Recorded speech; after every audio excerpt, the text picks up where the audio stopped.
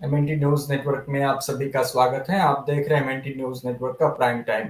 और prime time में हम प्रत्येक बुधवार को पर्सपेक्टिव ये हमारा खास कार्यक्रम करते हैं। और पर्सपेक्टिव इस कार्यक्रम में मूल निवासी आंदोलन से जुड़े हुए शख्सियत के साथ हम बातचीत करते हैं, उनसे दृष्टिकोण प्राप्त करते हैं। और पूरे एक साल से ये पर्सपेक्टिव का कार्यक्रम प्रत्येक सप्ताह हम करते हैं। और हमारी कोशिश ये होती है कि जो दृष्टिकोण हमें मिले वो हमें हमारे आंदोलन में काम करने में उसकी सहायता हो, हमें उसकी मदद हो। और हमारा जो विचार है, हमारा दृष्टिकोण है, वो और भी प्रखर हो और भी प्रबल हो।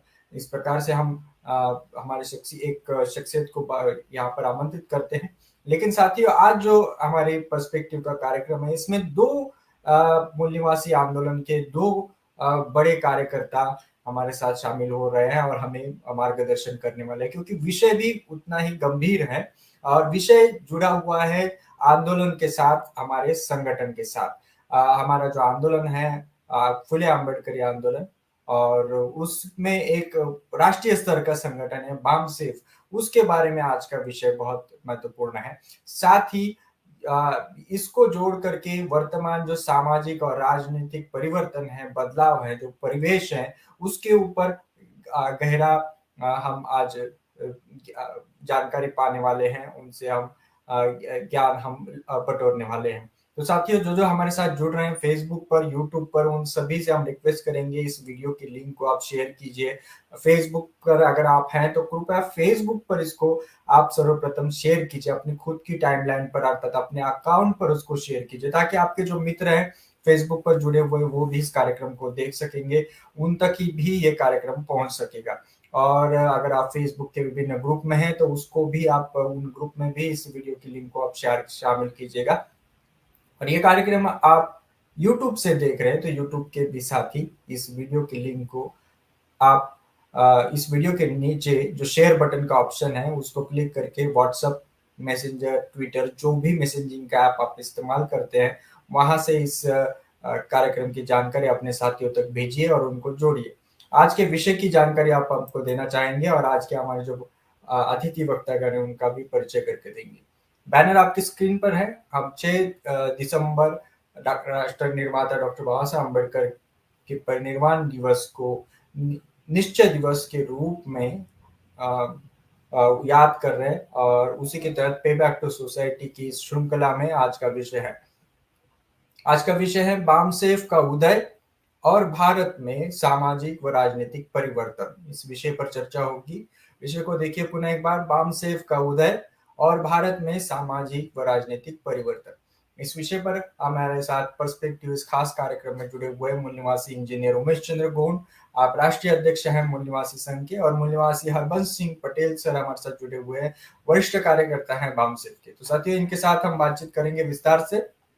इनसे हम पूरी जानकारी आज के इस विषय पर लेंगे कि बामसेफ का उदय और भारत में सामाजिक और राजनीतिक परिवर्तन, इस विषय पर। और जब भी बामसेफ की बात आती है तो हमेशा सामाजिक बदलाव की बात आती है, सामाजिक परिवर्तन की बात आती है।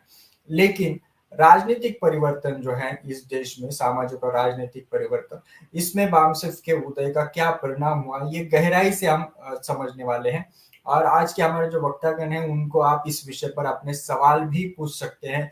आपके सवाल जो है आप कमेंट बॉक्स में लिखते रहिए, आपके नाम के साथ, आपके जिले के साथ आपके सवाल का जिक्र कीजिएगा, ताकि हम आपके सवाल आपके नाम के साथ यहाँ पर उठाने में उठा सके। तो साथियों, मैं हमारे आज के वक्तागण उनको आमंत्रित करना चाहूंगा।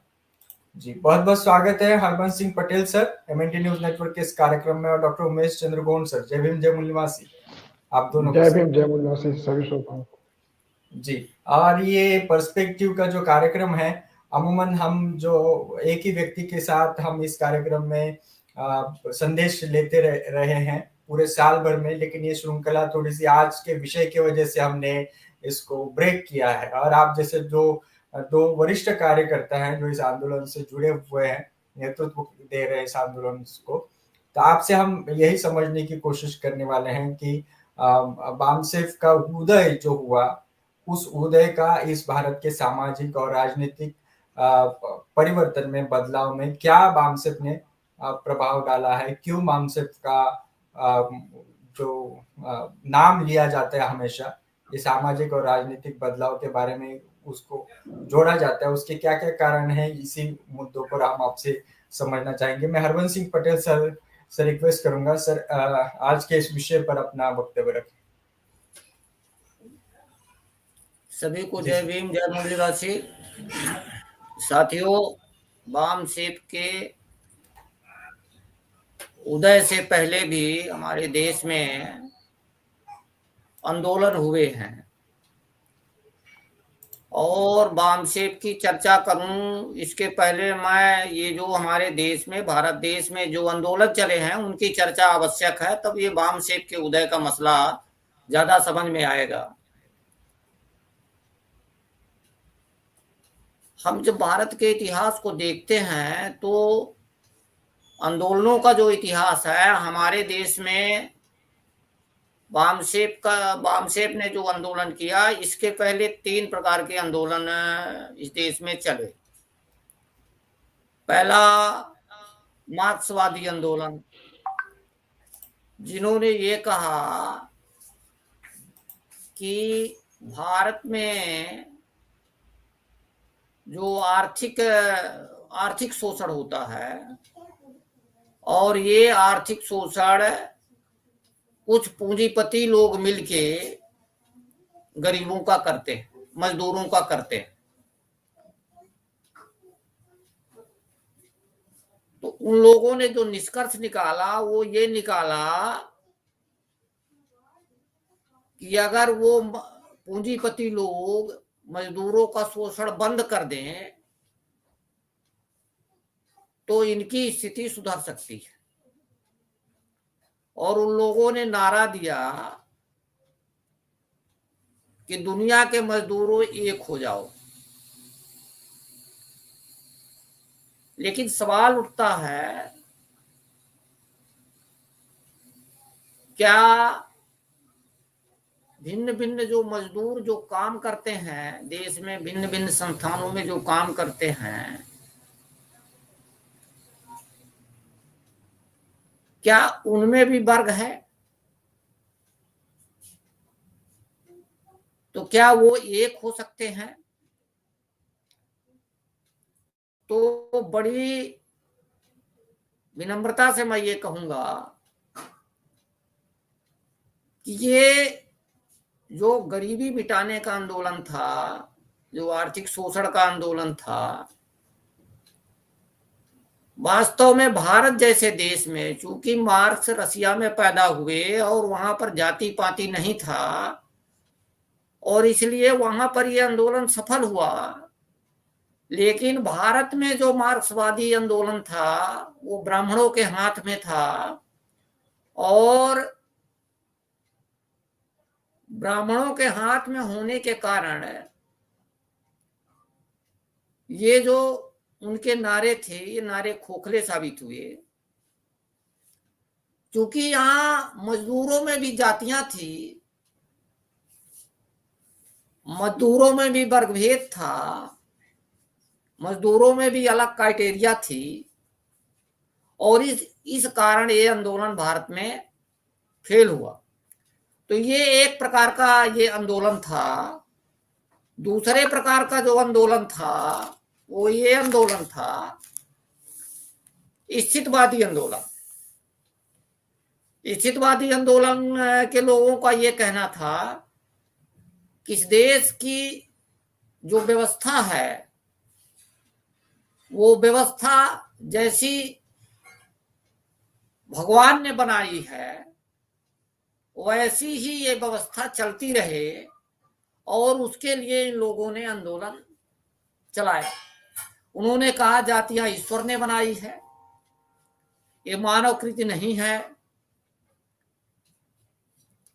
और ये जो ऊंच नीच का भेदभाव था इस व्यवस्था में समाहित था।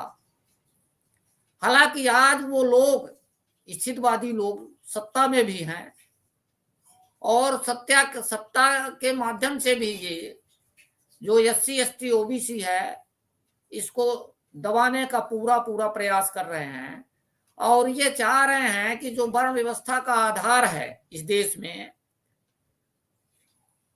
वो बरकरार रहे। ये SC ST OBC ये जो वर्ण व्यवस्था है इसमें ये सबसे नीचे पायदान पर है, तो ये इनकी सेवा का कार्य करता रहे। ये इसका स्टेटस अच्छा ना हो, इसकी सामाजिक स्थिति ना सुधरे, ये दूसरे प्रकार का आंदोलन रहा। तीसरे प्रकार का जो आंदोलन था वो ये था, सुधारवादी आंदोलन था। सुधारवादी आंदोलन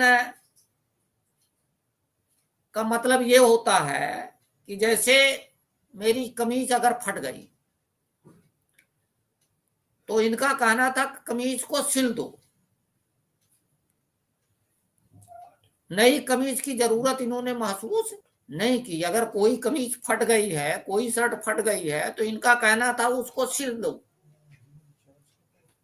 उसको नई चेंज मत करो। तो ये हर तरह से ये जो सुधारवादी आंदोलन थे ये यानी सोशल रिफॉर्म का काम ये करते थे, सामाजिक बदलाव का काम करते थे, सामाजिक सुधार का काम ये करते थे। और इनकी भी सत्ता बीच बीच में भारत देश में इनकी भी राजनीतिक सत्ता कायम हुई। उसका जिक्र मैं राजनीतिक विषय पर आगे चर्चा करूंगा। जो चौथा आंदोलन है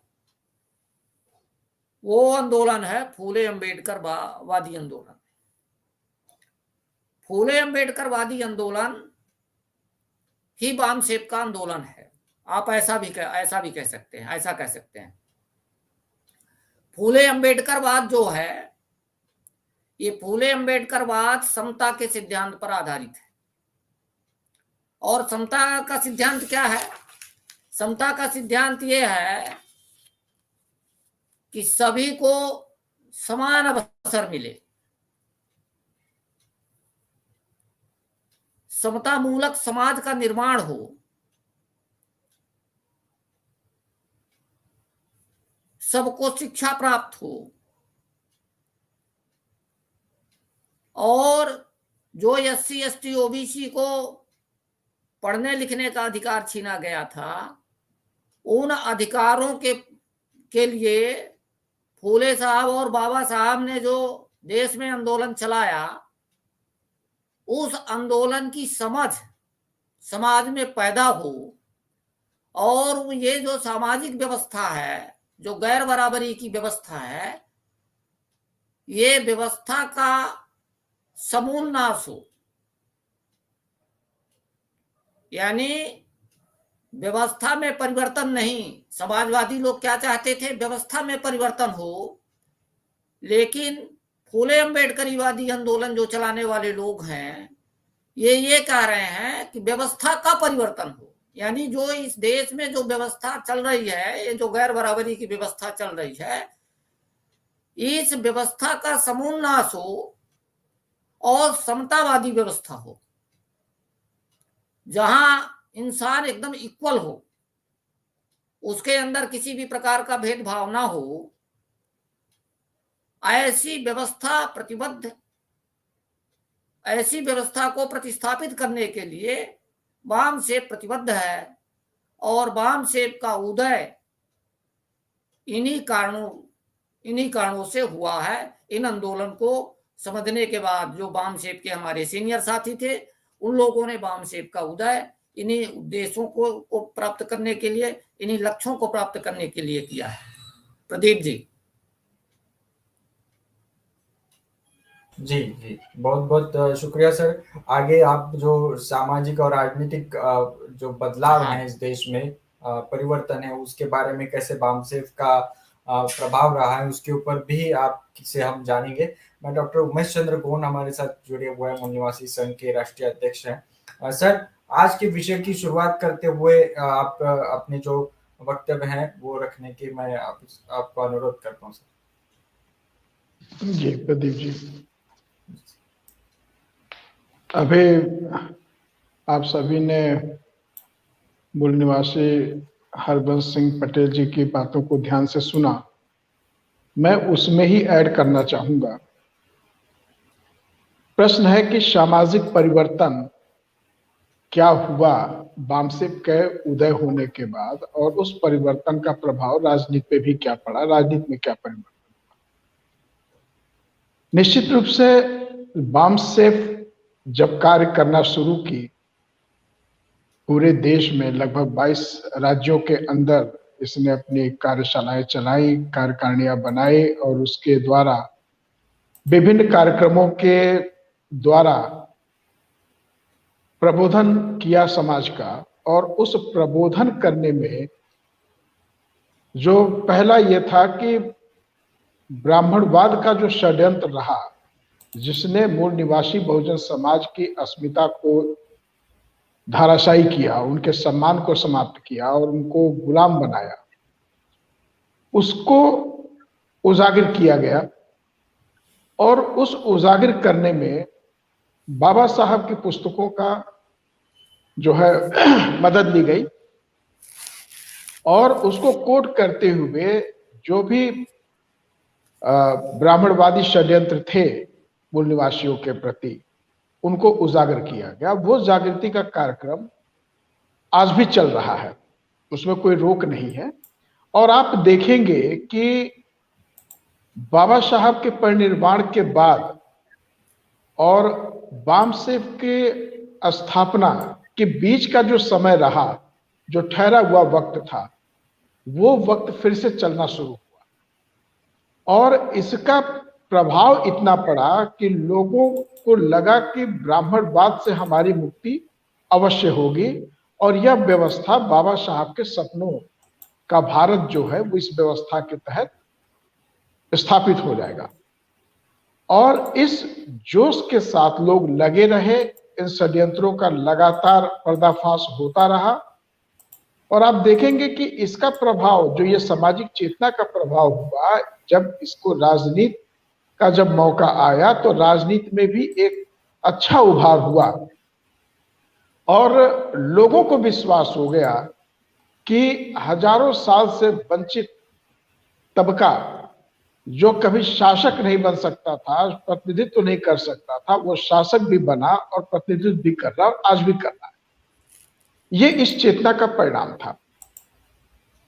लेकिन साथियों, जो ये चेतना फैलाई गई, ऐसा नहीं कि हमारा जो अपोजिशन है, जो हमारा शत्रु है ब्राह्मणवाद, वो चुपचाप बैठा रहा। वो भी इसको समय समय पर काउंटर करने का पूरा प्रयास किया। और खापर्डे साहब ने अपने भाषणों के दौरान, जब जैसे महाराष्ट्र का राज्य अधिवेशन हो या राष्ट्रीय अधिवेशन हो, इनके दौरान एक विषय था, उसमें उन्होंने कहा कि आंदोलन को सुरक्षित रखने की जिम्मेदारी भी आंदोलन को चलाने वाले की है। अगर हम अपने आंदोलन को सुरक्षित नहीं रख सकते तो वो आंदोलन भी धराशायी हो जाएगा। और आप देखिए, ब्राह्मणों ने येन केन प्रकार इस आंदोलन को ध्वस्त करने का प्रयास किया, और उनका अंतिम प्रयास यह था कि किसी तरह फूले अंबेडकरी आंदोलन में सेंधमारी करें। और आपने देखिए कि बाबा साहब ने भी इसके बारे में चेतावनी दी थी, मान्यवर कांशीराम साहब ने भी चेतावनी दी, खापर्डे साहब ने भी चेतावनी दी कि इनकी घुसपैठ नहीं होनी चाहिए किसी भी सूरत में। सजगता का कार्यक्रम बराबर चलाया गया, और आप इसका परिणाम भी देख रहे हैं कि जहां उनकी घुसपैठ हुई, एक राजनीतिक आंदोलन समाप्ति के कगार पर पहुंच गया। हमारी 300 साल की मेहनत बर्बाद हो गई केवल उनके घुसपैठ करने से। सामाजिक आंदोलन में तो वो घुसपैठ नहीं कर पाए, लेकिन सामाजिक आंदोलन को भी वो काउंटर करने का पूरा प्रयास किए, क्योंकि जहां स्वार्थ सिद्धि होती है, जहां व्यक्ति अपनी महत्वाकांक्षा को ऊपर लेकर आ जाता है, संगठन की महत्वाकांक्षा को किनारे करके जब अपनी महत्वाकांक्षा को लेकर ऊपर आता है, वहां से वो व्यक्ति अपने को हीरो बनाना चाहता है। और आप देखेंगे कि जैसे जैसे वो हीरो बनने के प्रोसेस में आगे बढ़ता है, उसका आंदोलन धीरे धीरे गर्त की ओर जाने लगता है। ये चेतावनियां बहुत पहले दी गई थी। न जाने हमारे लोगों का ही कुछ चारित्रिक दोष है या इस मिट्टी का दोष है कि लोग हीरोशिप की भावना में बड़ी जल्दी बह जाते हैं। और इस हीरोशिप की भावना से जो सामाजिक आंदोलन उसके पहले तैयार किया गया था, ये हीरोशिप की भावना आने से, नायकवाद आने से उस आंदोलन को समय समय पे ठोकर लगता रहा। लेकिन फिर भी जो समर्पित कार्यकर्ता रहे, उन लोगों ने इससे हार नहीं मानी और बामसेफ को उसके अनुरूप एक इंस्टीट्यूशनलाइजेशन ऑर्गेनाइजेशन बनाने के लिए तत्पर रहे। और आज आप देखेंगे बामसेफ में संगठनात्मक नेतृत्व की प्रक्रिया चल रही है। ये जो सामाजिक आंदोलन बामसेफ द्वारा तैयार किया गया और साथ के साथ बामसेफ अपने आंदोलन को संरक्षित और सुरक्षित करने का भी कार्यक्रम की, उसका यह परिणाम हुआ कि आज बामसेफ के ढर्रे पे चल रहा है। अन्यथा घुसपैठ तो ऐसी हो चुकी थी, हमारे लोग इस तरह से टूट रहे थे कि जैसे लगा कि बामसेफ अब समाप्त हो गया। ऐसा एक बार महसूस भी हो गया सन 86 के अंदर में। लेकिन हम सभी ने शुक्रगुजार होना चाहिए मूल निवासी माननीय D.K. खापर्डे साहब का, जिन्होंने अपने प्रबल और मुखर नेतृत्व के कारण उस चूसी हुई गुठली को फिर से एक क्रांतिकारी आंदोलन में, सामाजिक क्रांतिकारी आंदोलन के वृक्ष के रूप में परिवर्तित किया। और उनके साथ जो कार्यकर्ता तन मन धन से लगे रहे, ये आंदोलन चलता रहा। इस आंदोलन का जो प्रभाव हुआ समाज के अंदर, वो राजनीतिक परिवर्तन में देखने को मिलता है। आज आप देखेंगे कि समाज के लोग जो पढ़े लिखे नहीं थे, जो साक्षर नहीं थे, आज भी वो सोचते हैं तो फूले अंबेडकरी विचार के अनुरूप सोचते हैं। उनकी सोच में वह चीज आ चुकी है। अब वो विश्लेषण करने लगे हैं, तर्कशील बनने लगे हैं। और ये तर्कशीलता ब्राह्मणवाद के कफन में कील साबित होता है। जब तक तर्क नहीं होता था, ब्राह्मणवाद फलता फूलता रहा। और जैसे जैसे बामसेफ के द्वारा बाबा साहब के मिशन को, फुले साहब के मिशन को लोगों के सम्मुख लाया गया, उस विचारधारा को सम्मुख लाया गया, न्याय, स्वतंत्रता, समता, बंधुता, इनको आगे करके जब आगे लाया गया, लोगों में वैचारिकता बढ़ी है। साथियों, इसी के साथ एक चीज और भी लाना चाहता हूं मैं। खापर्डे साहब ने भी अपने भाषणों में इस चीज को इंगित किया था, बल्कि इसके ऊपर विषय भी चलाया था, बुद्धिजीवी समाज के बारे में, कि बुद्धिजीवी समाज बेईमान क्यों हो। बाबा साहब भी इससे दुखी थे। जिस बुद्धिजीवी समाज को उन्होंने अपने आंदोलन के बल पे पैदा किया, और वो लोग उस आंदोलन को आगे लेके चलने की बजाय अपना पेट भरने में रह गए, वो दुश्मन के खेमे में चले गए, उससे बाबा साहब भी दुखी हुए। और बुद्धिजीवी समाज आज भी कहीं ना कहीं हम सभी को दुखी कर रहा है। नौकरी पेशा वालों को बुद्धिजीवी समाज माना जा रहा है, लेकिन आज की परिदृश्य में यह देखा जा रहा है कि अनपढ़ समाज से ज्यादा बेईमान यह नौकरी पेशा का बुद्धिजीवी समाज हो गया। जिस अनुपात में इनको इस आंदोलन को आगे लेके चलना चाहिए था, उस अनुपात में वो नहीं आ रहे। फिर भी कुछ सजग प्रहरी इसी बुद्धिजीवी समाज से इस आंदोलन को लेके चल रहे हैं, इस वैचारिक आंदोलन को लेके चल रहे हैं। अगर हम बुद्धिजीवी समाज को भी इस आंदोलन में समझाते बुझाते शरीक करने का प्रयास कर रहे हैं, कुछ परिणाम भी आ रहे हैं और बदलाव भी नजर आ रहा है। जो पहले इस आंदोलन के पहले या शुरुआती दौर में कार्यालयों के अंदर जो लोगों का शोषण होता था, स्पेशली SC ST वर्ग का जो शोषण होता था, वो शोषण आज थम रहा है, लेकिन ये पूरी तरह से थमा। और ये तरीका जो बदला है, इस तरीके को लोग भी एड्रेस करने लगे, और उसके खिलाफ कमर कसकर खड़े हुए, जिसके कारण ये लगने लगा है कि इस आंदोलन का प्रतिफल सामने आ रहा है, लोग सजग हो रहे हैं, लोग वास्तव में बुद्धिवादी हो रहे हैं, तर्कशील हो रहे हैं। और ये जो तर्कशीलता है, यही तर्कशीलता सामाजिक परिवर्तन दिखाता है।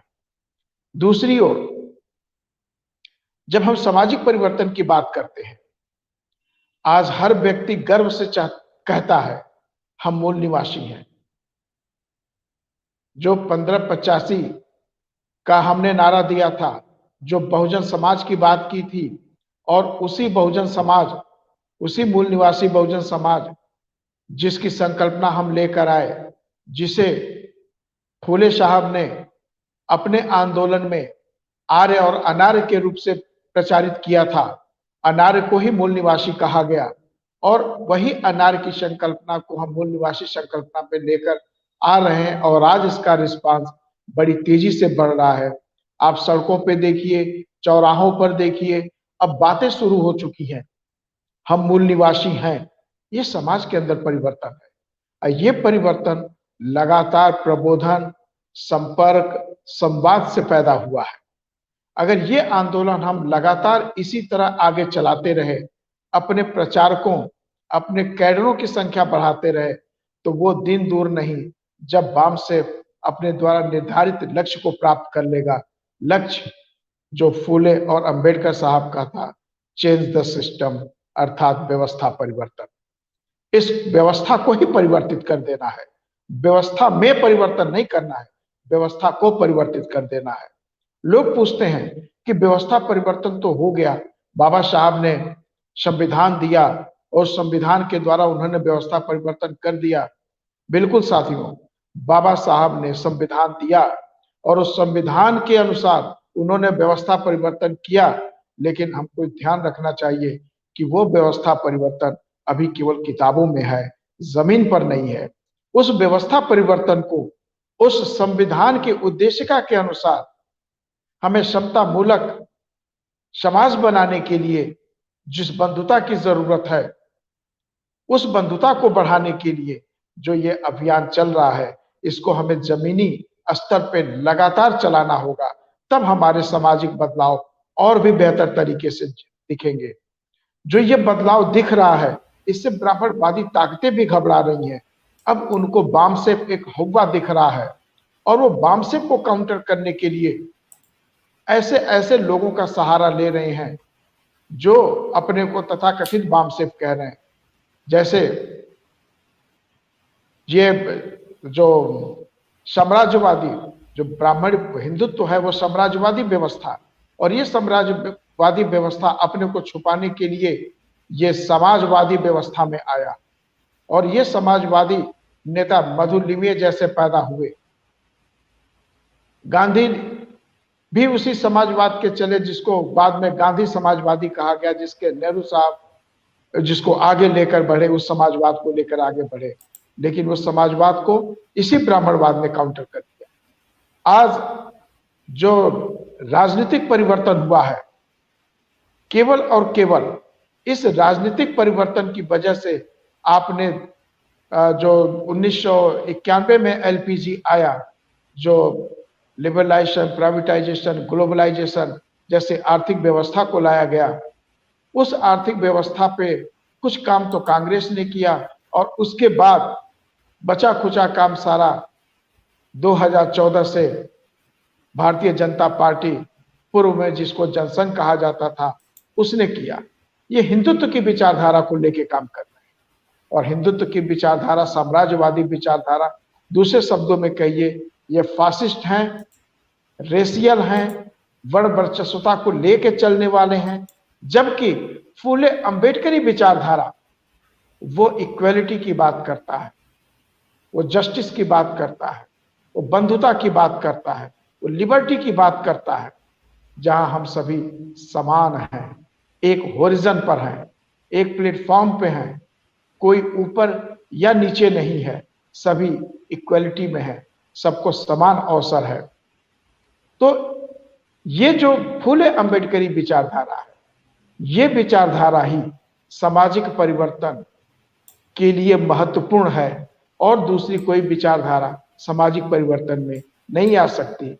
और इसी आप देखेंगे कि फुले अंबेडकरी विचारधारा की जो शुरुआत होती है, जो आम पब्लिक के बीच में 78 से प्रसारित किया जाता है, इसका असर 84 तक में ही आपको दिख जाता है और 89 आते आते उसका परिणाम आपको मंडल कमीशन पे दिखता है।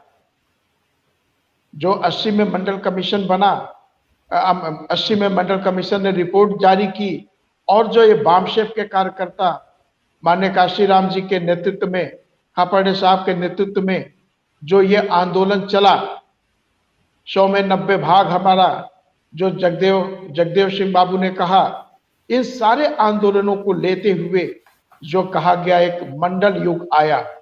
उस मंडल युग में पिछड़े वर्ग, जिसमें SC, ST, OBC तीनों ही सम्मिलित थे, इनसे धर्म परिवर्तित अल्पसंख्यक भी सम्मिलित थे।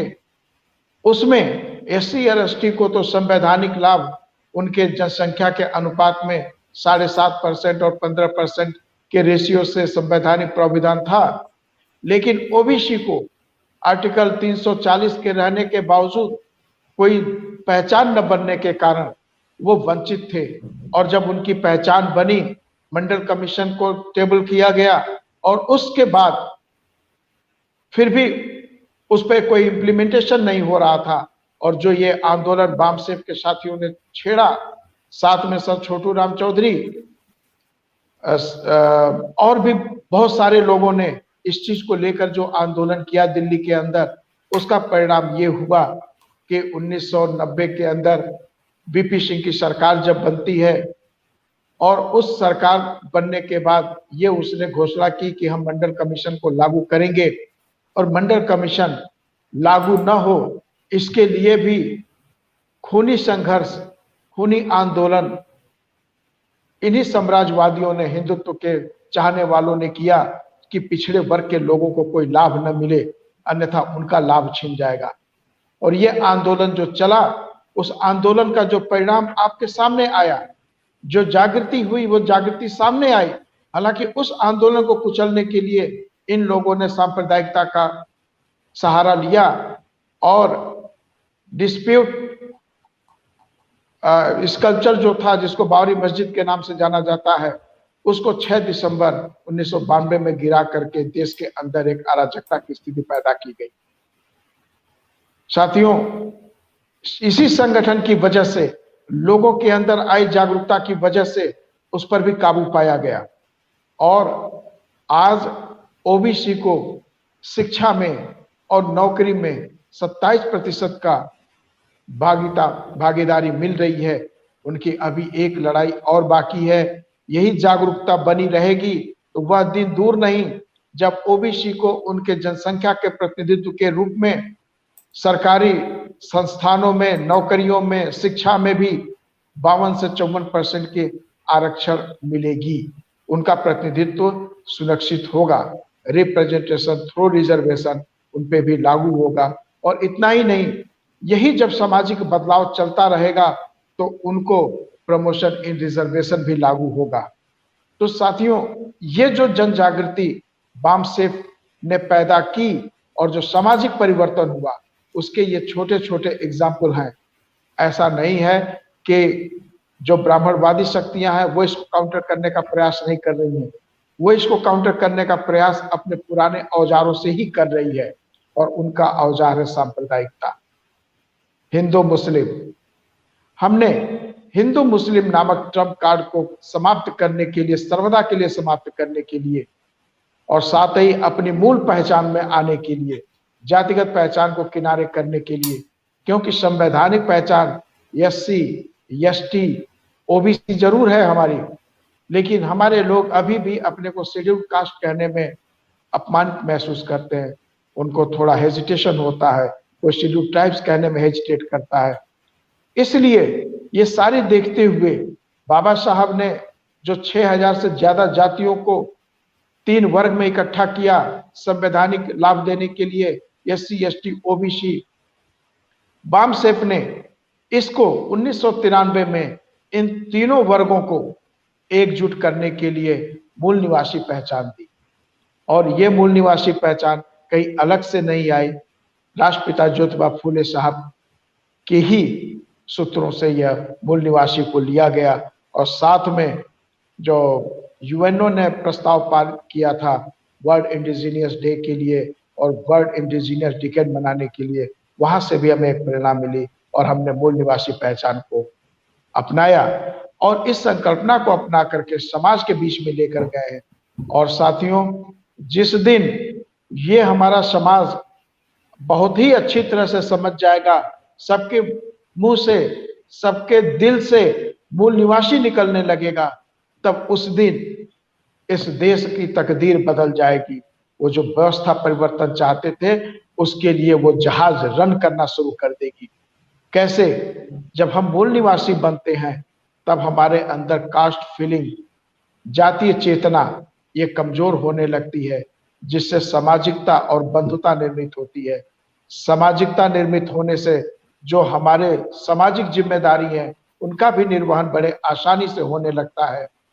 और सबसे बड़ी बात कि जो सांप्रदायिक राजनीति ब्राह्मणवादियों की है, उस पे हम काबू कर सकते हैं, क्योंकि जब वो सांप्रदायिक राजनीति करता है, एक और हिंदू, एक और मुसलमान, और हिंदू में 6000 से ज्यादा जातियां SC ST OBC की, ये अलग अलग होकर हिंदुत्व के नाम पर ब्राह्मणों को सत्ता देती है, और जब लाभ देना होता है, ब्राह्मण इनको किनारे कर देता है और ये ठगे महसूस होते हैं। तो जब हम मूल निवासी पहचान को एडाप्ट करते हैं, तब ये हमारी जाति प्रवंचना समाप्त होने लगती है। वो ईर्ष्या, द्वेष, इन पे पानी फिरने लगता है और हम एक बंधुता की डोर में बस जाते हैं, क्योंकि हमारी एक कॉमन आइडेंटिटी होती है। और जब हम मूल निवासी पहचान के तहत मूल निवासी राजनीति को अंजाम दे रहे हैं, तो हमारे जो वोट्स हैं वो बिखरने का, हिंदू मुस्लिम के नाम पे बिखरने का सवाल ही नहीं पैदा होता, और वो मूल निवासी पहचान पे एकजुटता लाते हुए शासन सत्ता में भागीदारी सुनिश्चित करेगी। अभी तक हम प्रदेश की शासन सत्ता में आए, लेकिन ये प्रदेश की शासन सत्ता इतनी बड़ी नीतियों का निर्माण नहीं करती, वो केंद्र करता है।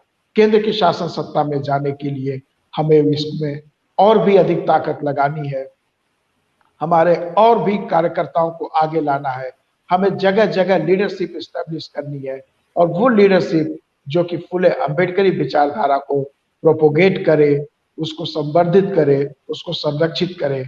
मैं अभी इतना ही इस पे रखना चाहता हूँ। प्रदीप जी।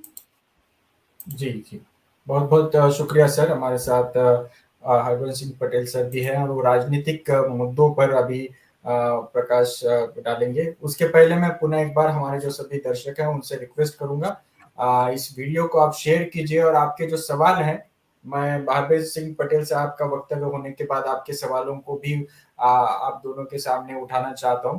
इसलिए दर्शकों से हम रिक्वेस्ट करेंगे कि इस कमेंट बॉक्स में आप अपने सवाल लिखते रहें आज के विषय पर। आज का विषय है वामसित का उदय और भारत में सामाजिक और राजनीतिक परिवर्तन। इस विषय पर आपके जो भी सवाल हैं आप कृपया लिखिए और आपके नाम के साथ आप इसको लिखिएगा। जी, मैं रिक्वेस्ट करूंगा माननीय हरबंस सिंह पटेल सर को कि जो आप राजनीतिक परिवर्तन के बारे में, वामसित का जो प्रभाव रहा है इस देश में, उसको लेकर के जो आप अपनी बात रखना चाहते थे, कृपया। जी सर। तो प्रदीप जी, जब वामसेप का निर्माण हुआ, तो निर्माण के समय जो वामसेप ने अपनी एक कॉन्सेप्ट दी 15/85, यानी 15% के जो लोग हैं ये विदेशी हैं और जो 85% लोग हैं वो इस देश के मूल निवासी हैं, जिसको आज हम मूल निवासी कॉन्सेप्ट के नाम से जानते हैं, इस देश के मूल निवासी।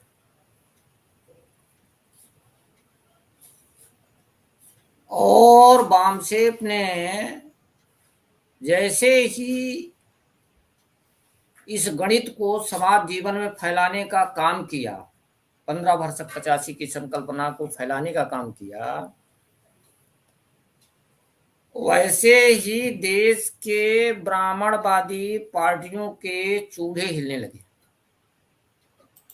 78 में वामसेप का जन्म होता है हालांकि वो अंडरग्राउंड 72 से चला, लेकिन 78 में जन्म होता है। और 80 का जो दशक है, 80 का दशक आते आते वो अपने काफी चरम सीमा पर हो गया। मतलब ये विचारधारा काफी फलने फूलने लगी। हमें याद है कि जब हम लोग 15 वर्षक 85 की संकल्पना समाज जीवन में बताते थे, तो लोग हम लोगों से सवाल करते थे, अरे अपनी जाति को तो इकट्ठा नहीं कर पा रहे हो, ये 85% की बात करते हो। और देखते देखते जो लोग सवाल कर रहे, इस सवाल को करते थे कि अपनी जातियों को नहीं जोड़ रहे हो और 85% की बात करते हो, ये कैसे होगा। उन्हें जल्द समझ आ गया कि नहीं नहीं, ये 15-85 का गणित कोई अंक गणित नहीं है, ये तो बहुत बड़ा समाज शास्त्र है। और जब मंडल आंदोलन का मामला आया देश में, तो वाम सेप के लोगों ने नारे दिए कि जो मंडल की बात करेगा वही देश पे राज करेगा, मंडल आयोग लागू करो वरना कुर्सी खाली करो।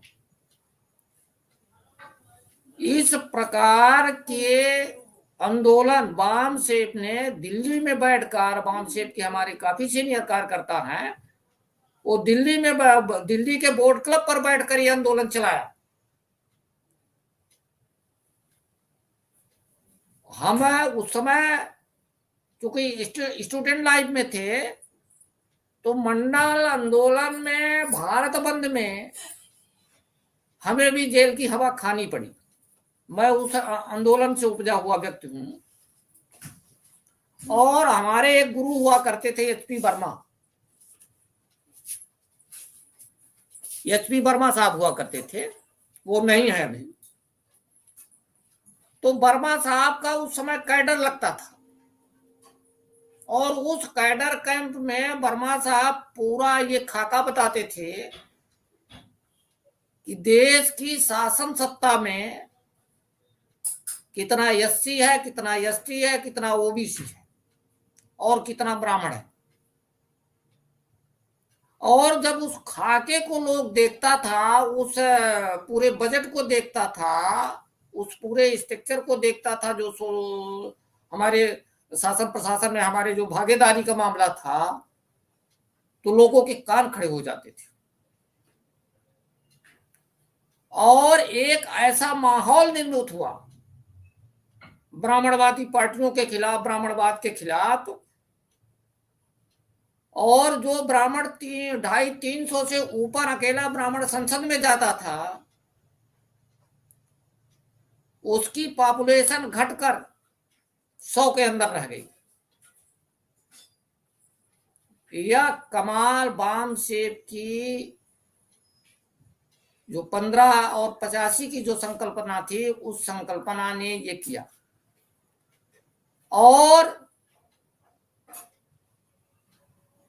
जो दल एससी एसटी ओबीसी को इग्नोर करते थे, टिकट देने लायक नहीं समझते थे, उन लोगों ने अपने अपने दलों पर बड़े पैमाने पर एससी एसटी ओबीसी को टिकट देना चालू किया।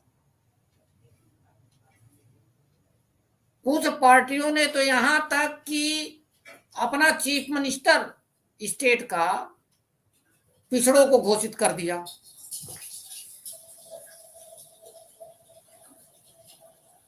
लेकिन उन लोगों ने जो केंद्र की सत्ता थी वो ब्राह्मणों के हाथ में ही रखी। हमारे लोग झांसे में उनके आ गए, और राज्य की सत्ता के लिए उन लोगों ने इस आंदोलन का विरोध किया।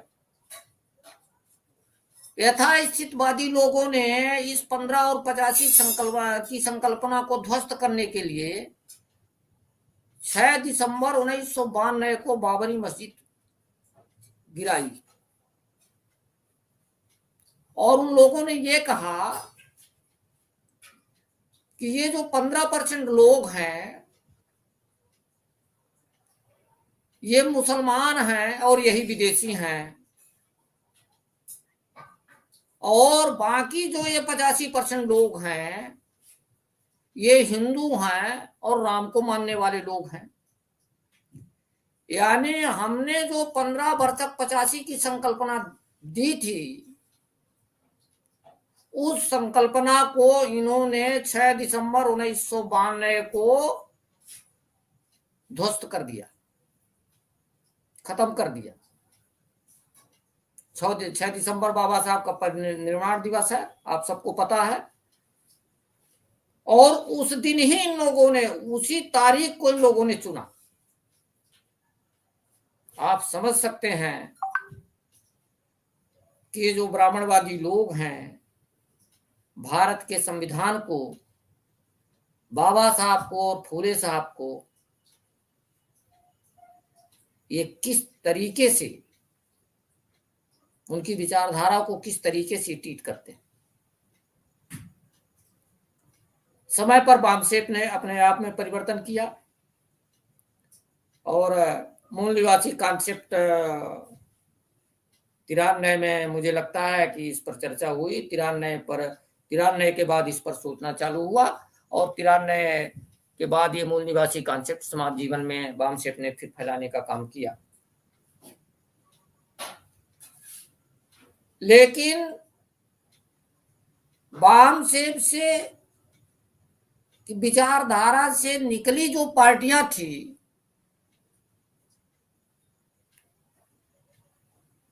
इन पार्टियों ने भी राज्य में सत्ता स्थापित की। यहां तक कि इस विचारधारा से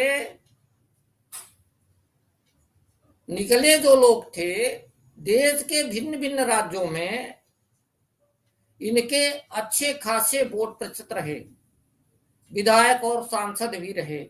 कई राज्यों में इस प्रकार से इनके विधायक और सांसद रहे। लेकिन राजनीति में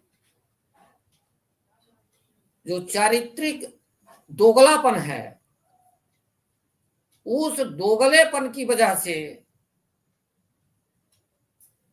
राजनीति में इस विचारधारा को हमारे अपने लोगों ने भी धराशायी करने में कोई कसर नहीं छोड़ी। अंततः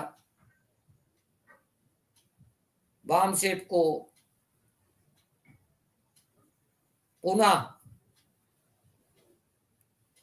एक लोकतांत्रिक पार्टी का सृजनकर्ता बनना पड़ा। और आप देखेंगे आने वाले समय में यह लोकतांत्रिक जो राजनीतिक संगठन बामसेप ने दिया है, ये राजनीतिक संगठन समाज में गुल खिलाएगा। तो राजनीतिक क्षेत्र में मैं ये दावे के साथ ये कह सकता हूं कि बामसेप के उदय के पहले भारत की राजनीति में ब्राह्मणों का यानी सवर्णों का जिस कदर से बोलबाला था, आज वो बोलबाला, भले ही हमारे विचारों के लोग सत्ता तक ना पहुंच पाए हों, लेकिन उस समाज के लोग, जिस समाज की बात हम करते हैं, जिस समाज की बात बामसेप करता है, उस समाज को इग्नोर करने की ताकत आज किसी भी दल में नहीं है। और आपने देखा होगा जो देश का इस समय का पंत प्रधान है, जो प्रधानमंत्री है मिस्टर नरेंद्र मोदी, उसे भी चुनाव के समय ये कहना पड़ा कि मैं चाय बेचने वाला हूं और पिछड़े वर्ग का। ये हमारी ताकत है, ये बामसेप की ताकत है। देश के लोगों को ये बात समझनी चाहिए कि बामसेप संगठन इस देश में ब्राह्मणवाद की जड़ों को हिलाकर रख दिया। ये हमारी कामयाबी का राज है। हमारे लोग हैं वो, लेकिन हमारे विचार के वो लोग नहीं हैं। इसलिए जो हमारी समस्याएं हैं वो हमारी समस्याएं ज्यों की त्यों हैं। हम आप सभी से इस बात का निवेदन करते हैं कि लोग हमारे हैं, विचारधारा हमारी नहीं है। अब हमारे लोग भी होंगे और हमारी विचारधारा होगी। जब तक हमारे लोग और हमारी विचारधारा और हमारा संगठन सत्ता में काबिज नहीं होगा, तब तक हमारे समाज का कल्याण, जो व्यवस्था परिवर्तन का लक्ष्य वामसेप ने दिया है, ये पूरा नहीं होगा। और इसलिए विचारधारा भी हमारी होगी, लोग भी हमारे होंगे और संगठन भी हमारा होगा, तभी इस देश में सत्ता का परिवर्तन होगा। और जब सत्ता का परिवर्तन होगा तभी इस देश में व्यवस्था का भी परिवर्तन होगा। ऐसी वामसेप की मान्यता है, ऐसा मेरा कहना है। धन्यवाद। जी जी, बहुत बहुत शुक्रिया सर, बहुत बहुत शुक्रिया। एक बात जो हम सभी जो भी कार्यकर्ता हैं उनके ध्यान में शायद नहीं आ रही थी, वो बात आपने यहाँ पर रखी कि इस देश के जो प्रधानमंत्री बन बैठे हैं उनको भी अपने पार्टी को सत्ता में लाने के लिए उनको बताना पड़ा कि वो पिछड़े हैं और वो भी उस तबके से हैं जिस तबके का इस देश का बहुसंख्यक समाज है। वो हिंदू के नाम पर या उनकी जो विचारधारा है उसके नाम पर वो अपने पार्टी को सत्ता में नहीं ला पाया। खैर वो इस समाज के खिलाफ गए, लेकिन मैं पुनः एक बार आपको साधुवाद देता हूं। और डॉक्टर उमेश चंद्र गौड़ हमारे साथ हैं। सर, कार्यक्रम समाप्ति की ओर है और कुछ कार्यकर्ता सवाल भी लिख रहे हैं, लेकिन आपकी जो बात आप जो कंक्लूडिंग आपका रह गया था, मैं रिक्वेस्ट करूंगा कि आज के विषय पर समापन करते हुए जो बातें आप रखना चाहते थे कृपया रखिए। फिर मैं कुछ सवाल हैं 2-3 उनको आप दोनों के सामने रखेंगे और कार्यक्रम समाप्त करेंगे। जी गौड़ सर। जी धन्यवाद प्रदीप जी। मैं इसी में कुछ चीजें और भी जोड़ना चाहता हूं। जी जी। हम बिहार राज्य को लेते हैं, जहां सन 85 से 95 के दशक में विधानसभा में जो चुने गए पिछड़ी जाति के विधायक थे उनकी संख्या दुगनी हो चुकी। और ये जो मंडल आयोग के समर्थक लालू प्रसाद जी, वो 1990 में बिहार के मुख्यमंत्री बने। उन पे जातिवादी होने का तमगा लगाया जाता कि वो जातिवादी थे, लेकिन उनकी एक सोच थी। उन्होंने एक नारा दिया, विकास नहीं सम्मान चाहिए, स्वर्ग नहीं स्वर दिया। अगर इस नारे को देखा जाए, विकास नहीं सम्मान चाहिए, तो उन्होंने पहला विकास का ये बीज बोया था जिसको हम कहते हैं सस्टेनेबल डेवलपमेंट। तो सम्मान जो है सस्टेनेबल डेवलपमेंट है। जब आदमी का सम्मान रिस्टोर हो जाता है, रिगेन हो जाता है, तो विकास वो करना शुरू कर देता है।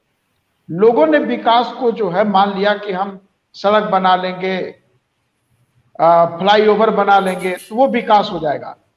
नहीं, वो सस्टेनेबल डेवलपमेंट नहीं है। सस्टेनेबल डेवलपमेंट का अंतिम सिरा होता है सम्मान। और वो लालू जी का एक था जो उन्होंने रखा, मैंने उसको रखना जरूरी समझा। और आप देखिए कि 1990 के बाद जो सिचुएशंस बदली हैं, मंडल कमीशन के लागू होने के साथ में, और साथ ही कांग्रेस की जो एलपीजी नीति आई थी 1991 में, उसके बाद की सिचुएशन बदली है। और वामसेप का जो फोर्स लगा समाज के ऊपर, वहां से गठबंधन वाली सरकारें पैदा होनी शुरू हो गई। किसी एक दल को स्पष्ट मान्यता मिलने वाला प्रश्न खत्म हो गया था। और आप देखेंगे कि उसके बाद से कांग्रेस गठबंधन बने, उसके साथ कई दल आए, उसके बाद बीजेपी ने गठबंधन बनाया, वामपंथियों ने गठबंधन बनाया, और ये गठबंधन की सरकारें चलने लगी।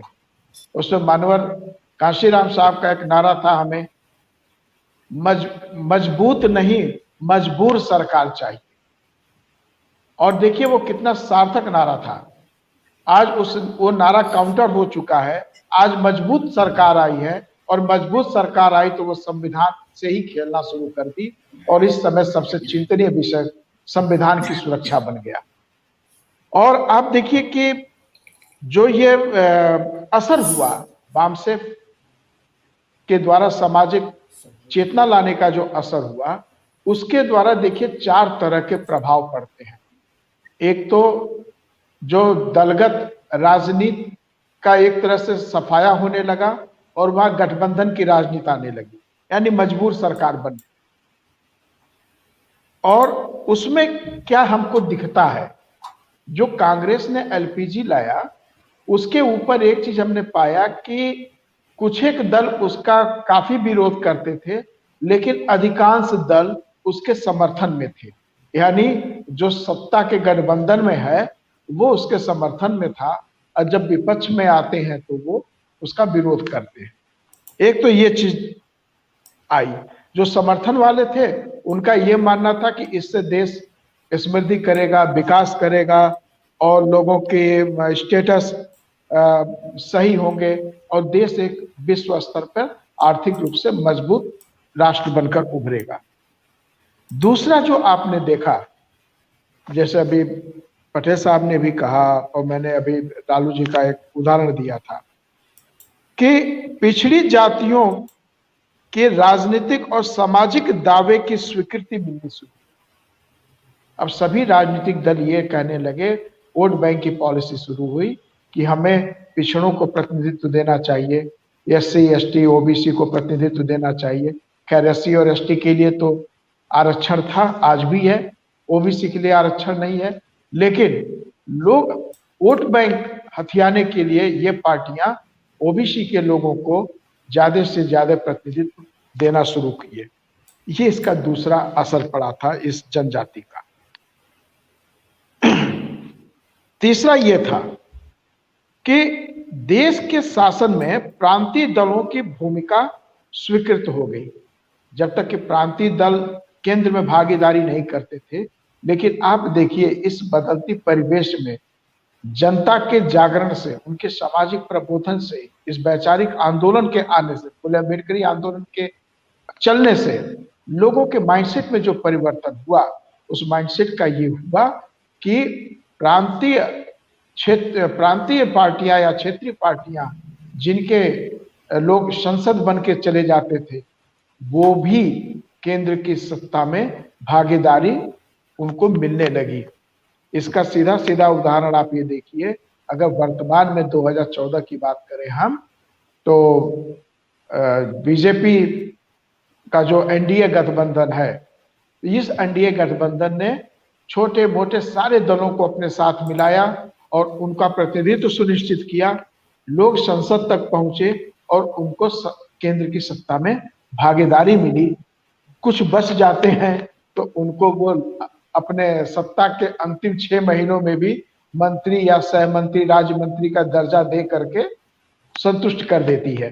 तो ये इनकी मजबूरी है, क्योंकि समाज देख रहा है, उनको लग रहा है अगर हम इस अमुक जाति के लोग को प्रतिनिधित्व देंगे तो हमको अमुक जाति का वोट मिलेगा। इसके ऊपर ये जातिवादी सरकारें पूरी तरह से कायम है। चौथा जो सबसे बड़ी बात है, और आप महसूस भी कर रहे होंगे, पहले जो राजनीतिक दल होते तो वो विचारधारा की लड़ाई लड़ते, लेकिन इस जागरूकता की वजह से विचारधारा की जगह कार्य सिद्धि पर जोर पड़ गया। विचारधारा मत सहमत के बगैर ही राजनीतिक गठजोड़ होने लगे। आप देखेंगे कि हिंदुत्व के नाम से बिदकने वाले दल भी, वो भी आज बीजेपी के साथ गठबंधन करके सरकार चला रहे हैं। इसका मतलब उनके लिए विचारधारा मायने नहीं रह गई, उनके लिए मायने रह गई कि कैसे न कैसे हम सत्ता में घुसें और सत्ता का आनंद लें। जिसको जो देखना होगा देखेगा, हमको कुछ कार्य करने हैं वो कार्य करें, तो इस पे चले। लेकिन इसका भी एक परिणाम हुआ वो सार्थक परिणाम ये रहा कि जो है जब ये कार्यसिद्धि की बात होने लगी तो इससे सामाजिक आंदोलन और तेज होने लगे। ये सामाजिक आंदोलन किस तरह हुई कि जिसे हम कह सकते हैं कि राजनीतिक प्रतिस्पर्धा जहां तेज है ना, वहीं पर राजनीतिक दल में कुछ एक मसलों पर सहमति बन जाती है और कुछ पे सहमति नहीं बनती, लेकिन जन आंदोलन और संगठन विकास के नए रूप और तरीकों की पहचान हो रही है। और उसमें क्या है मेन मुद्दा? गरीबी, विस्थापन, न्यूनतम मजदूरी, आजीविका, सामाजिक सुरक्षा, इस तरह के मसले जन आंदोलनों के द्वारा सड़क पर आने लगे हैं और ये जन आंदोलन के मसले राजनीतिक एजेंडे में कन्वर्ट हो जा रहे हैं और पार्टियां इसको अपने मैनिफेस्टो में लेकर के आम जनता के बीच में आती है और वोट गेन करती है। लेकिन यहां पर एक सबसे बड़ी बात है कि जो विचारधारा अन्य दलों ने छोड़ दिया, लेकिन बीजेपी या कांग्रेस अपने विचारधारा से समझौता नहीं कर रहे हैं। बेशक वो अपने को लोक कल्याणकारी बताते हुए वोट को ग्रैब कर रहे हैं, जनता को अपने फेवर में ले रहे हैं, लेकिन जब सत्ता पे जाते हैं तो अपने विचारधारा के अनुरूप कार्य कर रहे हैं। इसका जीता जागता मिसाल 2014 से वर्तमान समय तक और इसी तरह अटल बिहारी वाजपेयी की सरकार में आपने देखा यही कार्य हुआ। तो जो लोग विचारधारा के ऊपर चल रहे हैं वो ऐसे आंदोलनों का फायदा तो उठा रहे हैं, सत्ता में आ रहे हैं, लेकिन सत्ता में आने के बाद अपनी विचारधारा के अनुरूप कार्य कर रहे हैं। जबकि इसके विपरीत जो छोटे छोटे दल जिन्होंने एक आइडियोलॉजी के तहत अपनी स्थापना की थी, वो लोग उस आइडियोलॉजी से दूर हो गए। कोई बहुजन हिताय बहुजन सुखाय से सर्वजन हिताय सर्वजन सुखाय पे चला गया।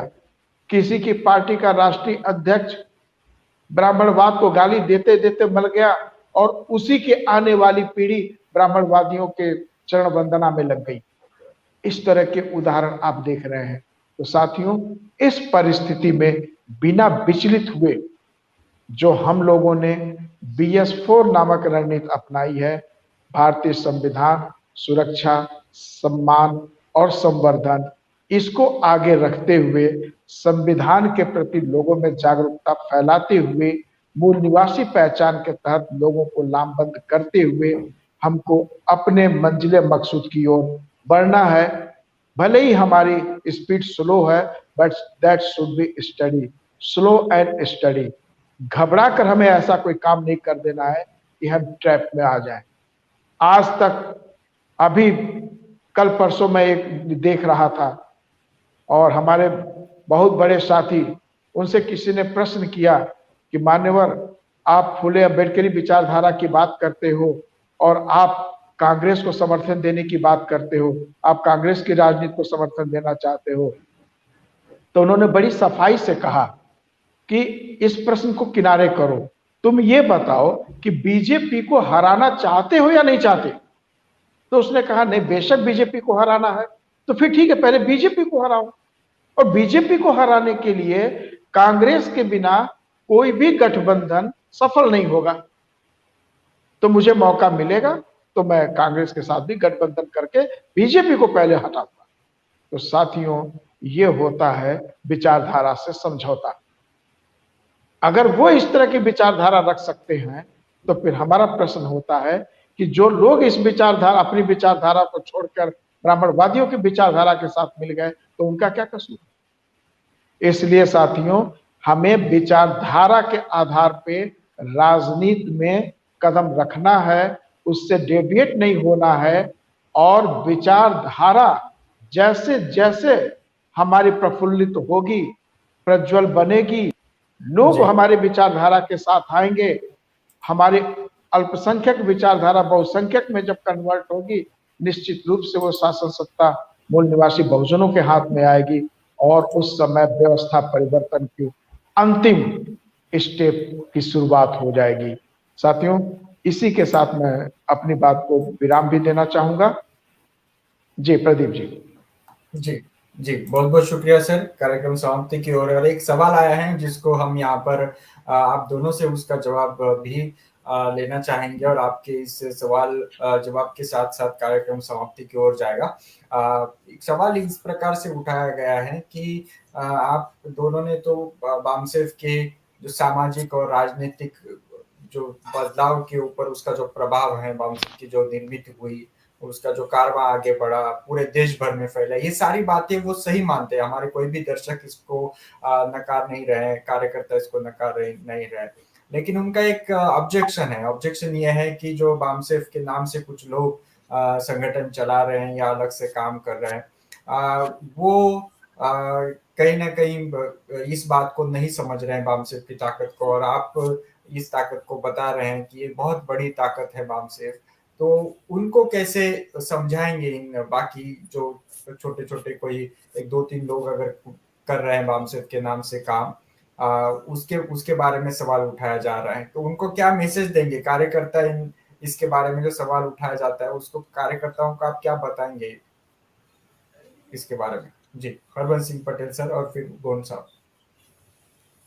देखिए, जो बामसेफ के भिन्न भिन्न ग्रुपों की जो चर्चा लोग कर रहे हैं, तो अगर वो बामसेफ के कार्यकर्ता हैं या बामसेफ को नजर रखने वाले लोग हैं, तो उनको ये चीज देखना चाहिए कि बामसेफ लोकतांत्रिक तरीके से, कोई भी संगठन जो लोकतांत्रिक तरीके से कौन से संगठन के लोग कार्य कर रहे हैं, कौन से लोगों की कमेटियां इस तरीके से चल रही हैं, उनको अगर वो ऑब्जर्व करें, उनको अगर देखें, तो उनको ये बात समझ में आ जाएगी कि हमको किसके साथ रहना है, किसके साथ नहीं रहना है। फिर वो बामसेफ के साथ ही बामसेफ का ही काम कर रहे हैं, तो इसमें कोई बुराई भी नहीं है।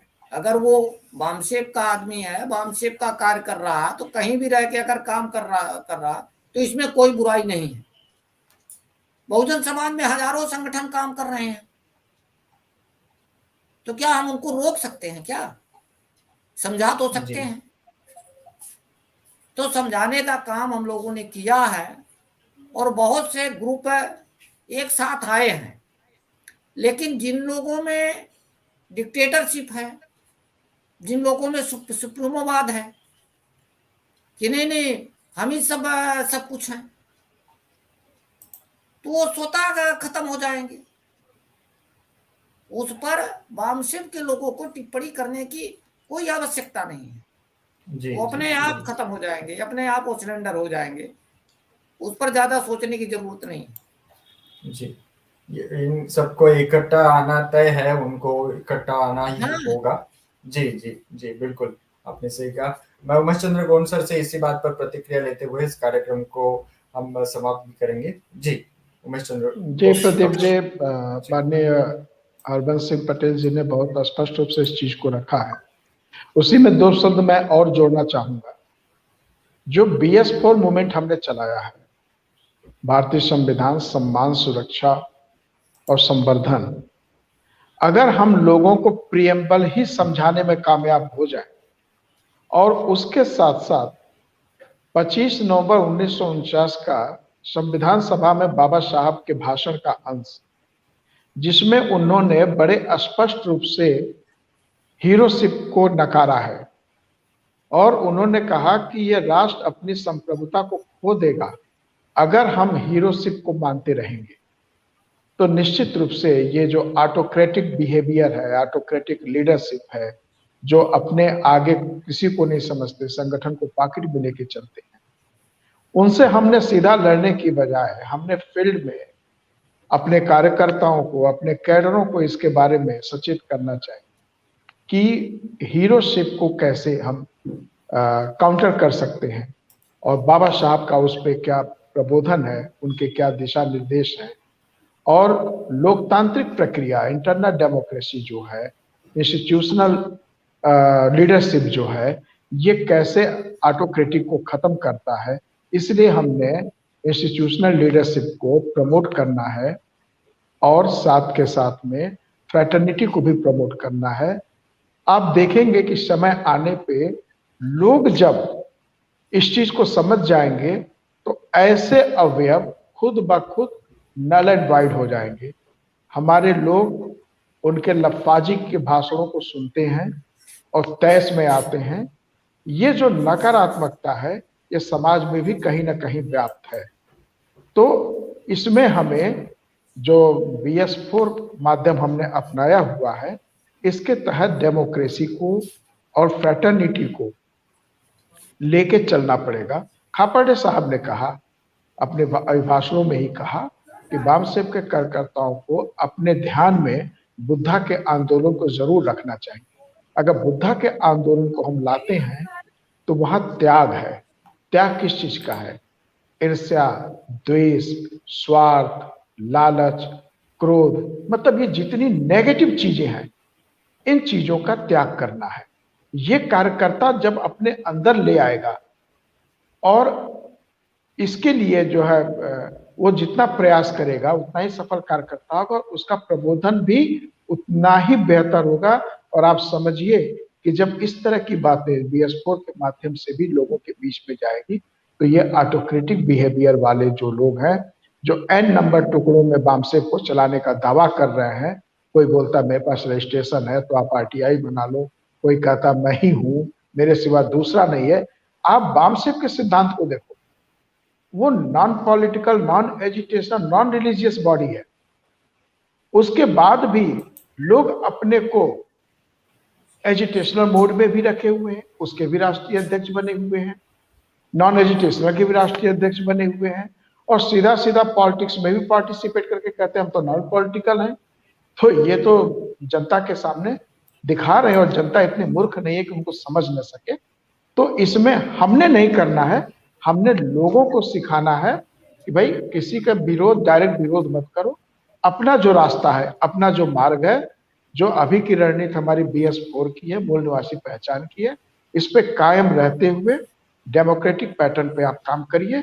बाकी समस्याएं, ये कीड़े मकोड़े खुद ही समाप्त हो जाएंगे। मैं समझता हूं कि लोग इस बात से संतुष्ट होंगे। प्रदीप जी। जी जी, बिल्कुल बिल्कुल।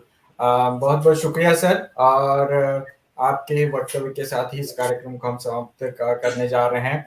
आज आप दोनों ने हमें एक बहुत ही महत्वपूर्ण विषय पर अपना दृष्टिकोण दिया है। हमारे सभी जो दर्शक हैं, कार्यकर्ता हैं, काफी संख्या में यहाँ पर आज जुड़े थे, उन सभी को बहुत सारी जानकारी मिली है, काफी सारे डाउट्स उनके हैं वो क्लियर हुए होंगे। और भी अगर कुछ उनके सवाल हैं, बातें हैं, तो उसको आगे भी हम उठाते रहेंगे।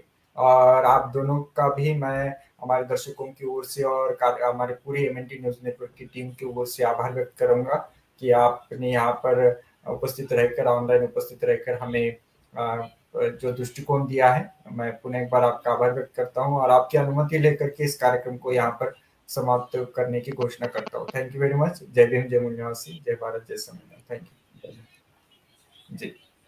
साथियों, ये कार्यक्रम का वीडियो जो है यहीं पर रहेगा, आप इसी लिंक पर आगे भी देख सकते हैं। अगर इस कार्यक्रम को आप फेसबुक पर देख रहे हैं तो कृपया पुनः एक बार इसको शेयर कीजिए और इसको अपनी टाइमलाइन पर शेयर कीजिए, विभिन्न ग्रुप में भी इसको शेयर कीजिए।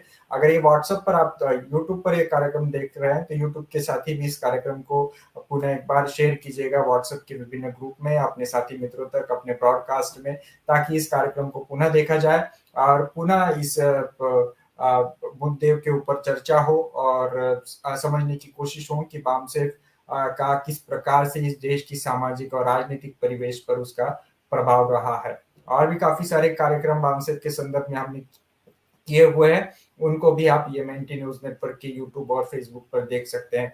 कल जो कार्यक्रम है इसी संदर्भ में बहुत महत्वपूर्ण है, वामसेव पर ही चर्चा होगी। वामसेव की उपलब्धियों के बारे में कल चर्चा होने वाली है और उन उपलब्धियों के बारे में अगर आप जानना चाहते हैं कि वामसेव ने पिछले 1978 से जब से उसकी स्थापना हुई है तब से अब तक क्या क्या हुआ है वामसेव के संदर्भ में, और वामसेव ने इस देश को और समाज को क्या दिया है, बामसेप ने क्या पाया है, इन सभी बातों के ऊपर कल चर्चा होगी। कल हमारे साथ जुड़ेंगे इस विषय पर चर्चा करने के लिए मूल निवासी एस धम्मी सर, मूल निवासी कर्मचारी कल्याण महासंघ के राष्ट्रीय अध्यक्ष, और मूल निवासी प्रदीप सुशीला भी उनका साथ देंगे उनके इस कार्यक्रम में। जी बहुत बहुत शुक्रिया हमारे साथ जुड़ने के लिए। पुनः मिलेंगे कल रात्रि 8:30 बजे। तब तक के लिए दीजिए हमें इजाजत। जय भीम, जय मूल निवासी, जय भारत, जय संविधान। Thank you very much.